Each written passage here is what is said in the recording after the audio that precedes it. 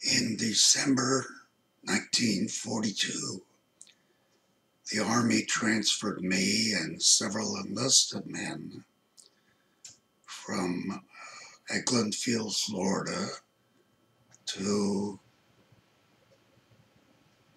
Camp Hanrahan, which was outside New Orleans. There we were to gather other officers and other enlisted men and begin training a hospital to go to either the Pacific or the European theater of war. Generally, we thought we would go to the Pacific. I was now the first officer to be assigned, but there were no other officers due for several days.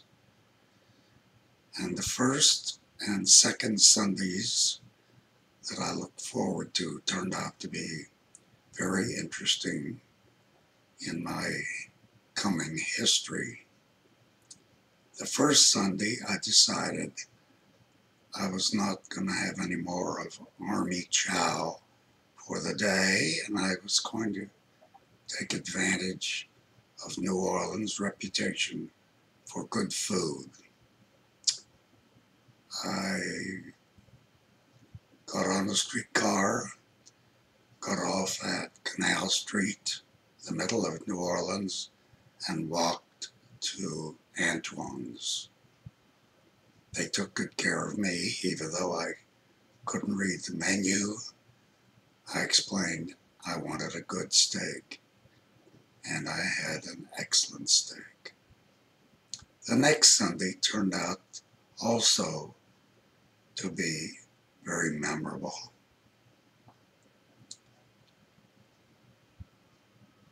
Late in the week, I noticed a notice on the bulletin board which said, "There will be a dance for officers this coming Sunday at the Fountain Lounge at the Roosevelt Hotel in downtown New Orleans."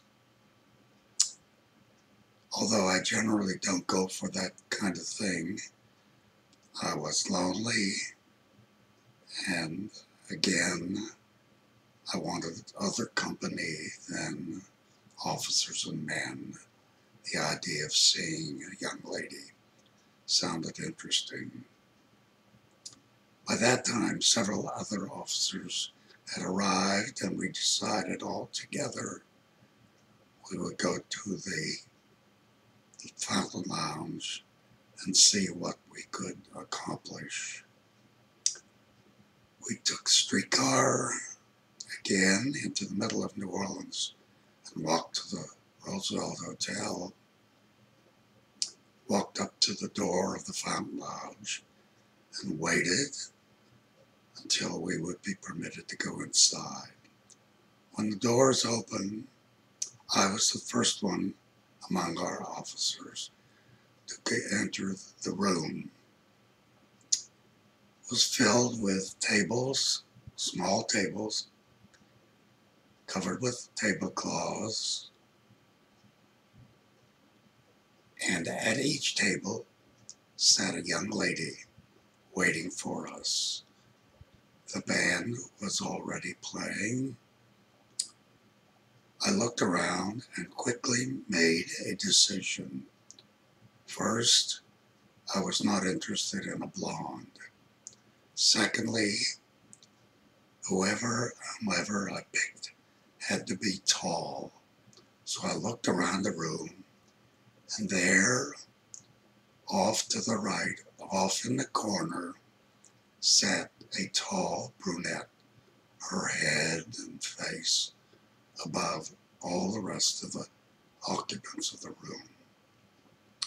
I quickly made my way to the side of the table and said to her, "Do you mind if I sit down?" She said, "If you want to." So I did. I said, "Would you like a drink?" She said, "I have one here." So I ordered a drink for myself. Then the orchestra began to play, and I said to her, "Would you like to dance?" And she said, "That's rumba. Would you like to dance to that?" I said, "Of course." She got up, and we began to dance. I made my way, stumbled along. She felt good in my arms. She smelled good. I said, "What is your name?" She said, "Yvette Jackson."